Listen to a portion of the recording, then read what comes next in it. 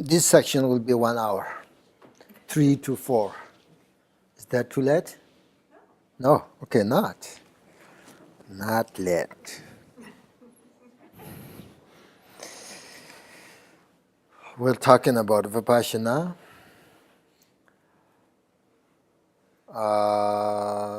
The first part, according to Kamaleshala's fifth instructions, the prerequisite conditions of Vipassana. And the second part of Vipassana is different form of Vipassana. So first is the non-Buddhist tradition. I think they have a Vipassana meditation.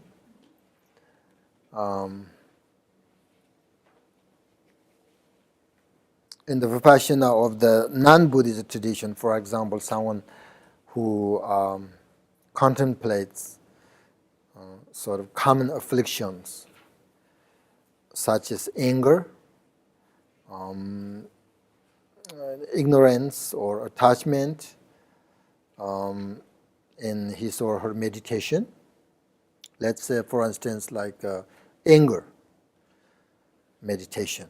So they can realize that anger is very harmful to them and to others, and that without anger, the mind would be, peaceful and, just to relax, right? So it is easy to see the benefit of the absence of these afflictions of anger, which is peace and relax, right? Peaceful mind. So with this meditation, they can then overcome anger. I mean, that's one sort of, for example, that's kind of, I think, non-Buddhist Vipassana. Do you know non-Buddhist Vipassana? Yeah? Which? What? What is they meditate? What meditate non-Buddhist tradition? I think they have a Vipassana, right? They have a shamatha, they have a Vipassana. But maybe the idea, maybe the goal of the final sort of establishment, it's a little bit different than Buddhism. But I think they have shamatha meditation, they have Vipassana, they have love, they have compassion, all these things. All the religions sharing these things each other, I think. So there is a kind of different kind of Vipassana, non-Buddhist tradition. I don't know about that very, detailedly. And then second, of course, the Vipassana is the Hinayana, which is the Charvaka and Partika Buddhas. They are we call the Hinayana tradition. We call the foundation vehicle. So in Sanskrit, Hinayana, who could not understand the very sort of profound or vast meaning about Vipassana. But they do practice Vipassana.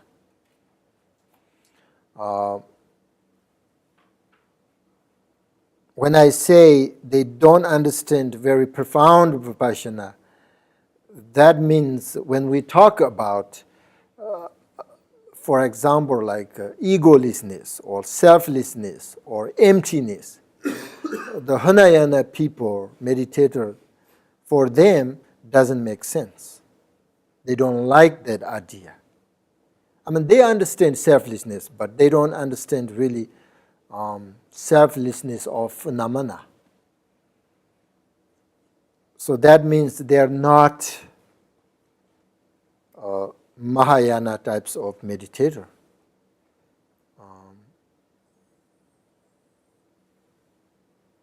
That happened,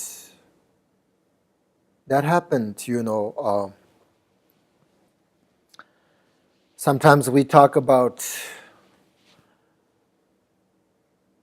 selflessness and emptiness. Some people understand, but doesn't make sense. And then they don't like that idea. They don't want to practice that.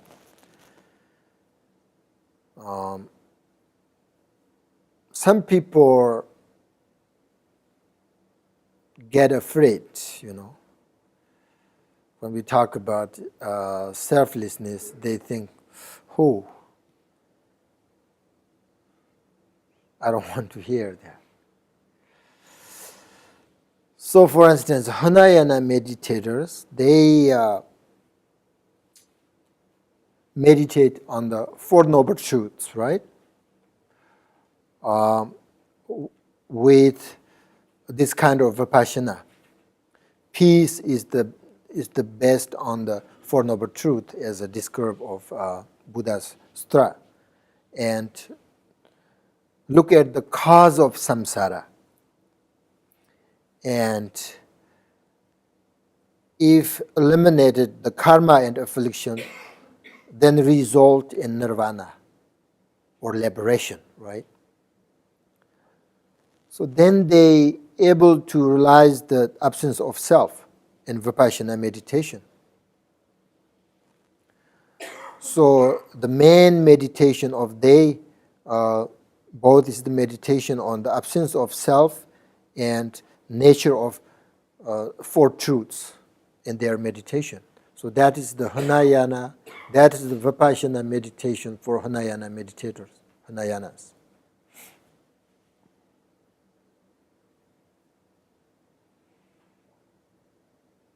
The Hinayana, the fundamental, vehicles. Sometimes people say lesser vehicle, but that not good. So they think, individual is really important than the community. Sometimes it's called foundational vehicle. Yeah, that's I like that, foundation of vehicle. It is foundation of vehicle.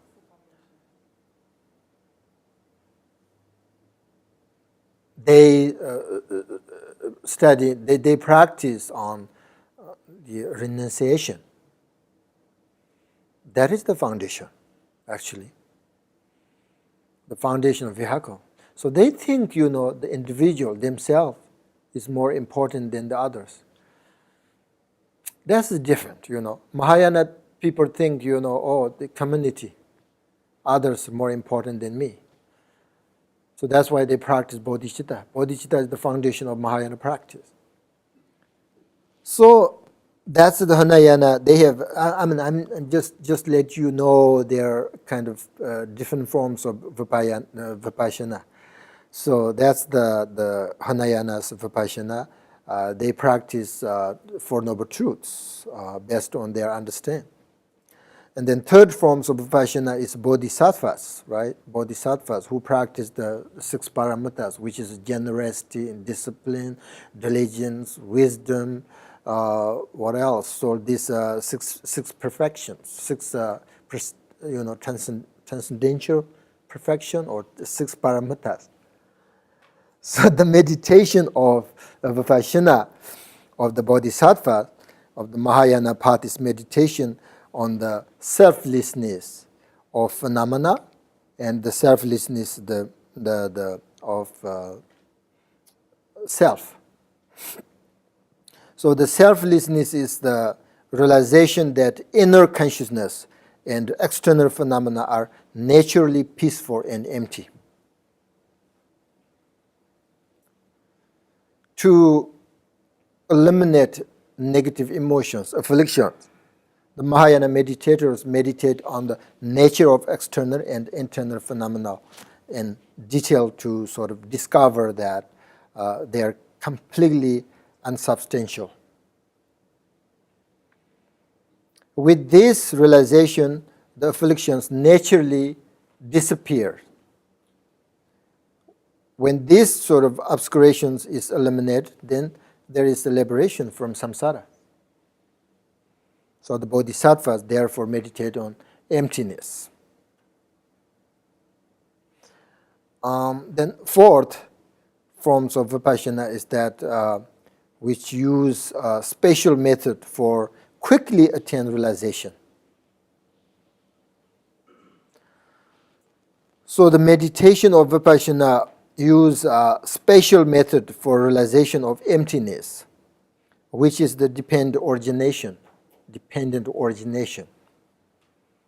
This means that all phenomena that arises have a depends upon other phenomena, and therefore no true existence of their own.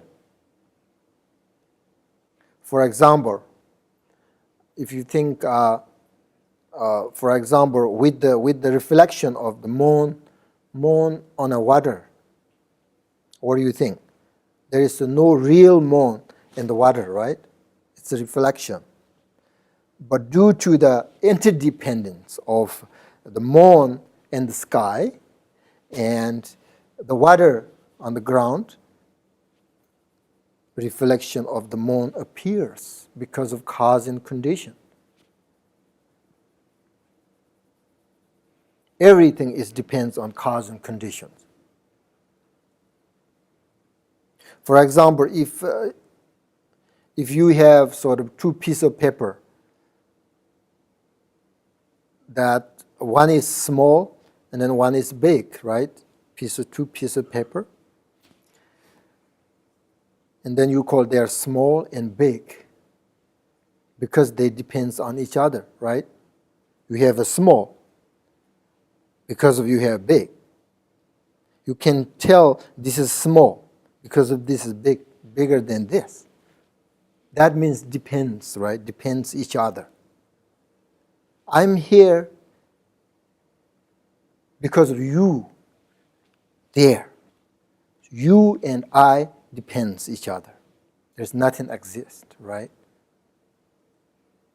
So you have, let's say you have a small piece of paper and big piece of paper, right?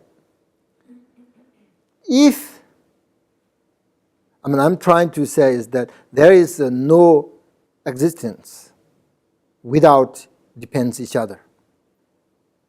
So if you put another larger piece of paper next to them, then what do you call it? Then the big piece, what happened? Big piece of paper become a medium size, right?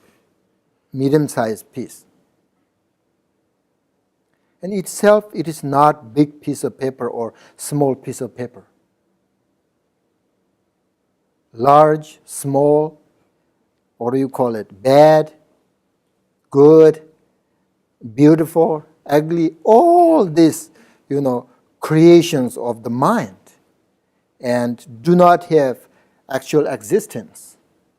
Do you understand what I'm saying? The mind is source of all happiness and all suffering. The source of compassion and love. Whatever arises comes from the mind. There is nothing exists other than that. We create all these things.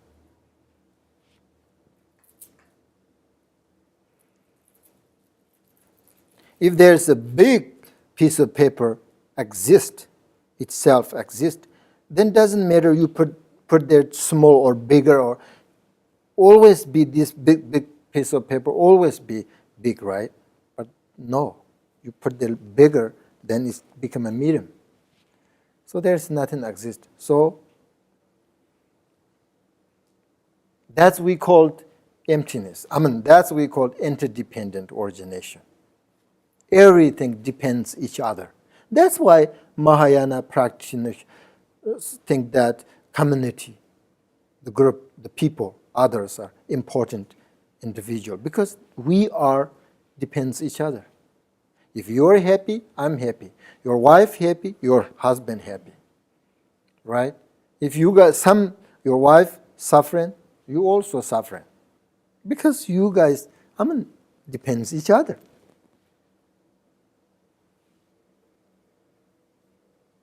That's also we call impermanence. So the pure state of mind is essence of the Buddhist teaching. Everything comes from our mind. The mind is the root of all. And it's also necessary to have intellectual understanding, all these things. But that is not enough in itself, according to Buddhism. We have to feel as well as understand everything perfectly and then put it into practice. For instance, some people, say that I'm practicing about emptiness. Understand, very important intellectually. I'm practice about emptiness long time. What do you mean practice emptiness? Right? If somebody asks that, what do you mean practice about emptiness? Maybe then they say, well, emptiness means nothingness, nothingness. So sometimes we are sort of quite uncertain what emptiness actually is. We don't know actually what is emptiness. Give me the characteristic of emptiness. What is the definition of emptiness?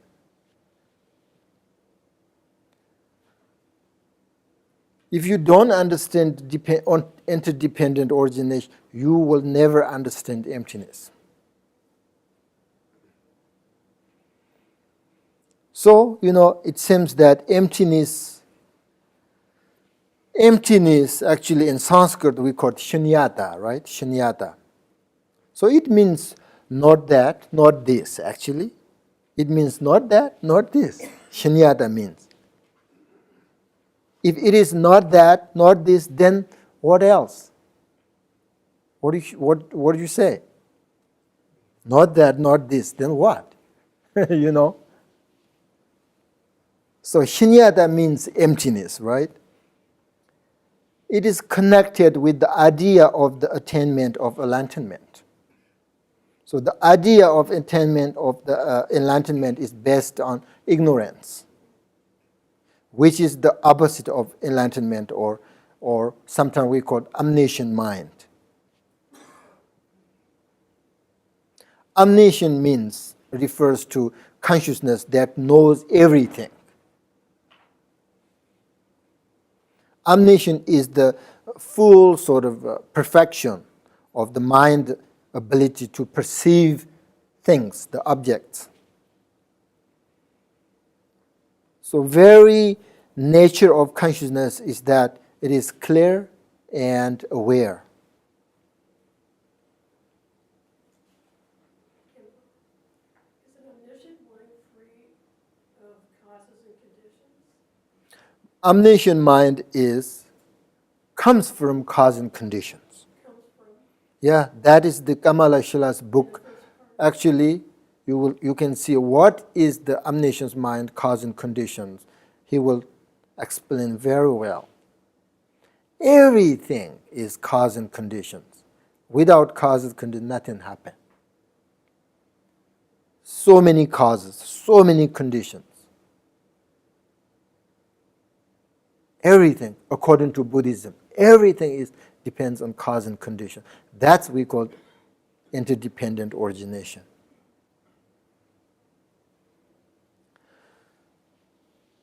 So shunyata, emptiness, there is the danger, if just you say, I'm going to meditate on emptiness, which means nothingness. No, that's not perfect view. So we should look directly into on our minds, see and actually that it is empty, and then continue sort of training in that.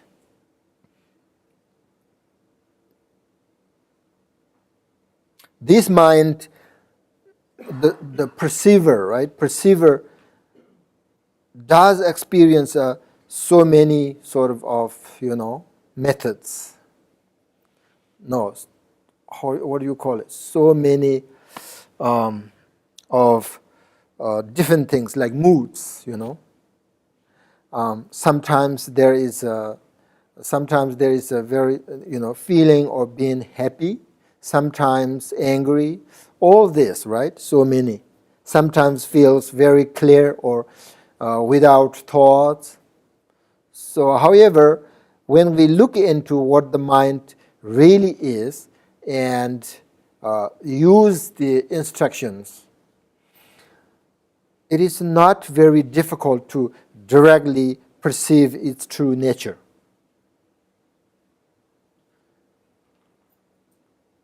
Not only it is quite simple to do, but it is sort of extremely beneficial as well, you know. If we realize our mind, then we will naturally refrain from harm others, and we will naturally cultivate virtues if we understand about our mind. Because when we look at who really harms, who really helps, what do you say? There is a cause and conditions. Somebody suffer because of you. You because of your mind. So you look at deeply who really harms and who really helps. You really, you will realize that it is the mind. Your body activities and your speech, negative, words comes from your mind. I just told you, mind is everything. Mind is everything. That's why Buddhism always talking about mind. So it is possible to attain enlightenment within a single lifetime if you really follow the tradition of the sort of Pita instructions for using sort of direct perception as the path. You need to sort of investigate actually three things about your mind. The first is mind, right? First is mind. Second is thoughts. Third is the perception. So the mind is when you are not involved in any thoughts. Its ongoing sort of sense of being present is not interrupted in any way.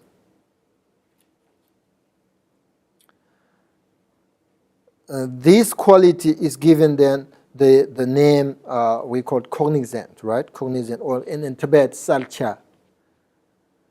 Salcha means that there is a sort of readiness to perceive and readiness to think, clearly to think, to experience that does not just disappear. Mind. And then thoughts. Thoughts in Tibetan we call namtok. There are many different types of thoughts, right? Some very subtle, like idea or so, some sort of, there are so many different thoughts. Some are very subtle, some are very strong, like anger, We might think that, mind and thoughts are the same, but they're not.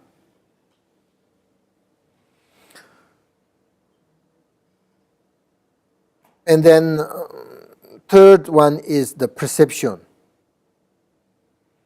In Tibetan we call it zentang. Actually has two sort of aspects. One is the perception of so-called external objects. For example, hearing, the smell, taste, and touch, like sight, And the other perception deals with sixth consciousness, the mental images. So it is important to become clear about these three actually are. We may not have looked into what the mind itself. That sort of which experience or perceives. I mean, we're talking about vipassana, right? So you have to understand about our minds. So when there are thoughts, mental images, or perception, the usual habit is simply to lose control. So now the meditation training lets these thoughts and mental images become quite sort of vivid. They can become as clear as like day, you know. At this point, we should take a good look and establish experientially what their actual nature.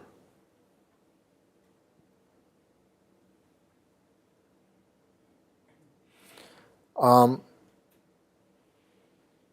will talk more about these things tomorrow. But in order to practice vipassana, very important to understand, investigate minds, and also the interdependent origination.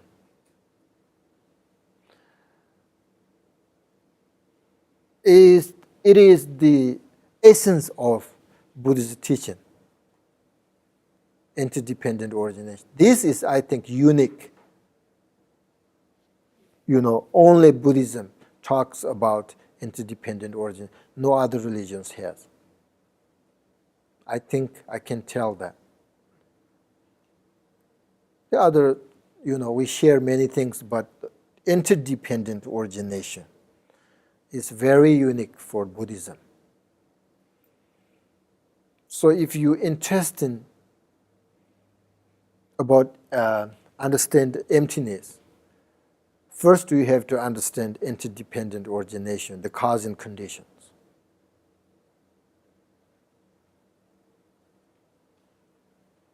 Then it will make sense about emptiness if you think about emptiness or meditate on emptiness.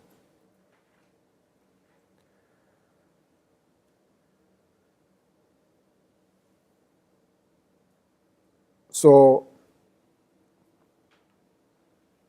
Vipassana meditation is a little bit deeper than shamatha. Actually, much, much deeper than shamatha. I think that many people misunderstand what Vipassana is, you know.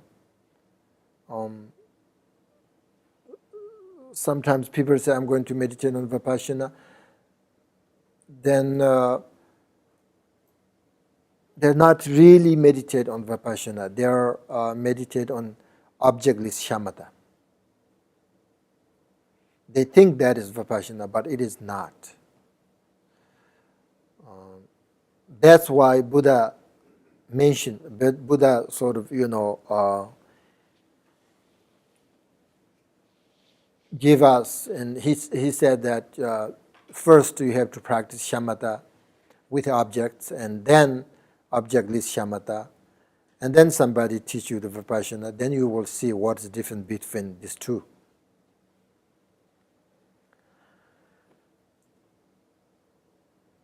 If you are not ready, you know, to meditate about Vipassana, that's just fine, okay? That's just fine. You should meditate on shamatha with object and without object. With also the bodhicitta.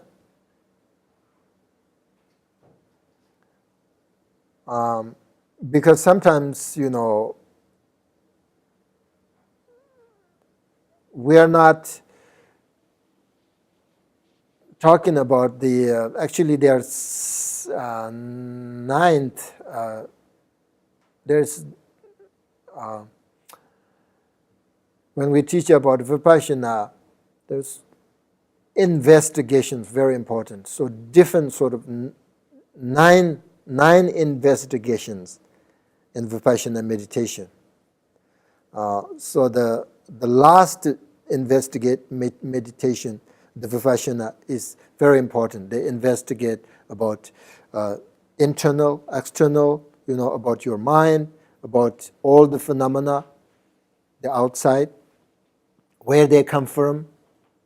For instance, let's say where your mind come from, where it go, where, and what it looks like. So you sort of investigate that, right? So about your mind.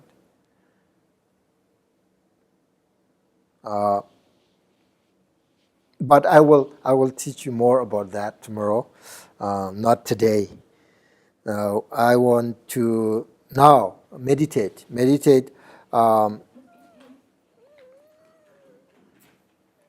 This time I give you different things. If you think this is too much, just let me know, and we can meditate only on the breath. But I just give you these ideas, and then you can meditate, whenever you have time. So I give you some methods, some good ideas, that helps your meditation. So this meditation I called channels, 3 channels. It is actually Vajrayana meditation. But that's fine because we are talking about Vipassana and meditate on Vipassana. So 3 channels. 3 channels in the body. You have to visualize, right? Because, they are not part of physical body. But they are part of the energetic body. So you visualize 3 channels in your body, left, right, central channels. So the left channel, right channel are the same size. Many of you know this, right? Many of you know, and you also already meditate on this. I like this meditate on the 3 channel. And then the central channel is a little bit bigger than the other 2. So how you visualize this? The left and right channel start at your nostrils, right? Nostrils, and then circle around the top of your eyes. Top of your eyes, and down the center of your body on the right and the left side, just the center of your body, left and right. You just go down until they reach the bottom of the torso. At this point, the right and left channel merge together into the central channel. Understand? And move up towards your heart chakra, heart center. All these 3 channels are like a straw, or what do you call it? Intestines. I mean, they are these channels more clean and pure, right? But it's also empty. It's like our intestines inside the body, right? And it is very important to first, in order to meditate on these channels, first you have to correct sort of your posture. Make sure your back is really need to, because you meditate the channels in your body, right? So you make sure your back is straight. And then when you breathe in,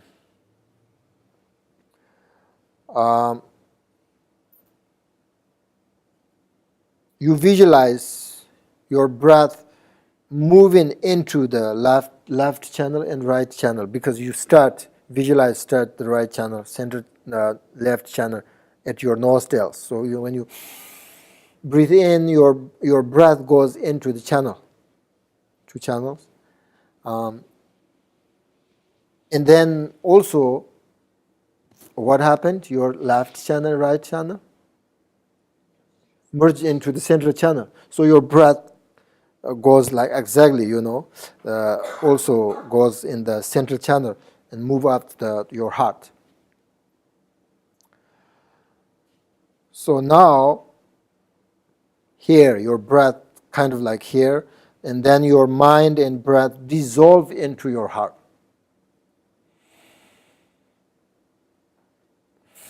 Yep. And then breathe out. Understand? Dissolve your heart. And then breathe out.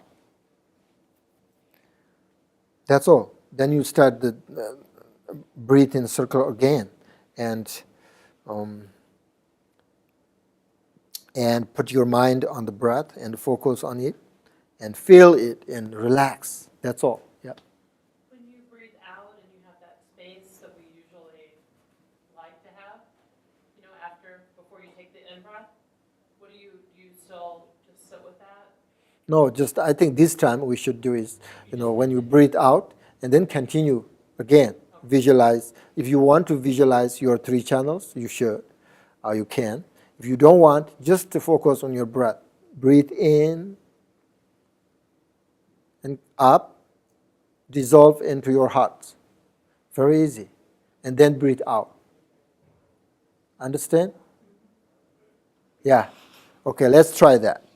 No particular visualization when you're breathing out? No, this time not. Actually, you can, but this time just I want you, make you very simple. Just breathe in and dissolve your breath, dissolve into your heart, and then breathe out.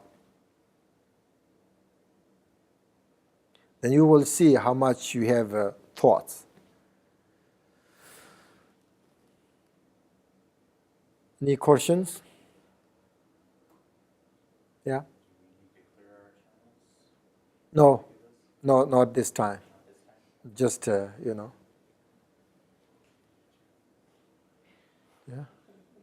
When you allow your mind to ride on the breath, and then you say dissolve your mind into your heart chakra at that point, you just let everything go at that point? Concept of mind, concept of breath, concept of everything, you just dissolve, Yeah. let everything go. Just let everything go. Your heart and mind are different, isn't it? That's what I'm saying, is you're dissolving your mind into the space in your heart, emptiness? Well, if you that means you think your heart and mind are same. I mean, awareness, that you just allow the mind to rest in the awareness there. Right. Yeah. I think the mind, of course, definitely they're different.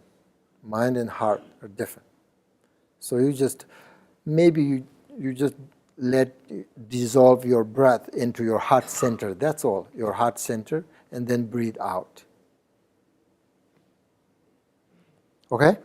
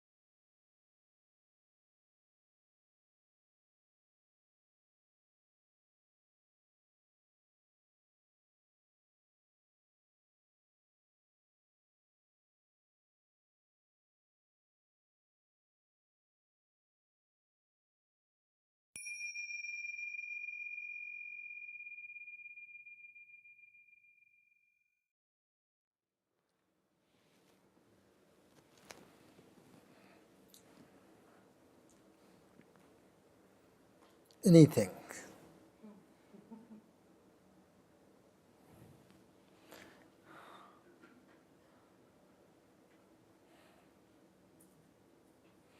Breathe in. Breathe in.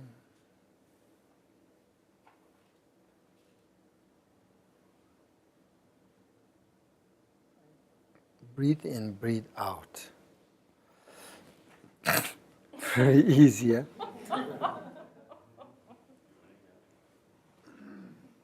Breathe in, breathe out, very easy. But a little bit difficult sometimes to recognize that you are breathing in and breathe out.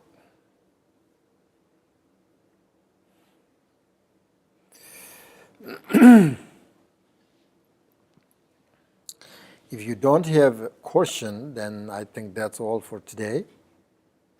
And we'll talk more about Vipassana tomorrow, about your nature mind tomorrow. I don't know you will recognize or not. If you have a good foundation and if you you have perfections, then you will. But anyway, it is very nice to meditate with all of you. Very nice, very happy, and thank you for coming. Thank you very much. Thank you very much. Thank you very much. I want you meditate. I want you meditate. I'm not looking for Buddhist. Make people become a Buddhist. That's not my intention. I want more practice love, kindness, compassion, bodhicitta.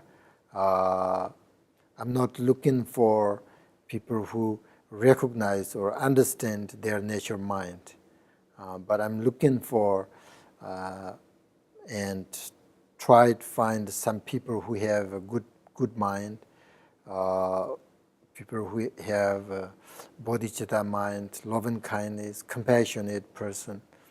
I'm looking for that. That's we need to need to. There is some compassion, in general within us when we are born, but that compassion is not really pure compassion. So I really looking for people really practice loving kindness, compassion. That's really good for your life, good for your family, good for your society, good for whole of the world. That's what we're looking for. So love and kindness and compassion, very important our life. Makes really people happy and makes everything easily if you have love and kindness, compassion. So I hope you will practice bodhicitta. And just thank you very much. And now we have closing prayers, dedication.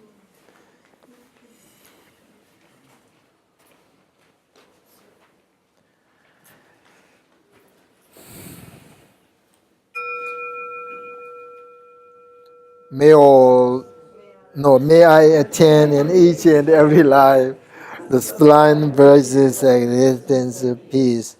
May I pursue the following mind altruism, working for the welfare of others in a vast scale. Through this very merit of mine, may every single sentient beings eliminate problems of negativities, practice virtues forevermore. May Supreme Precious Bodhicitta take birth where it has not a reason. Where it has a reason, it never went, but continue to grow forevermore. May Supreme Precious Bodhicitta take birth where it has not a reason. Where it has a reason, may it never went, but continue to grow forever.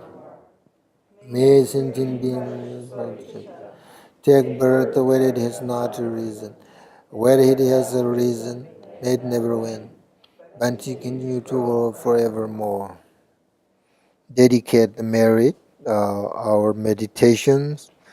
You did, practice meditation, listen to teachings, all these virtues. Dedicate welfare of all sentient beings.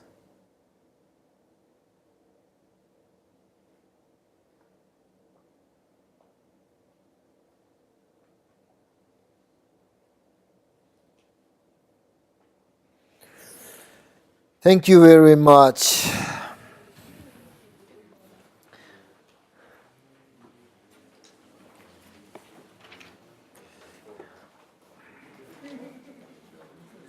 Go home and get some wine.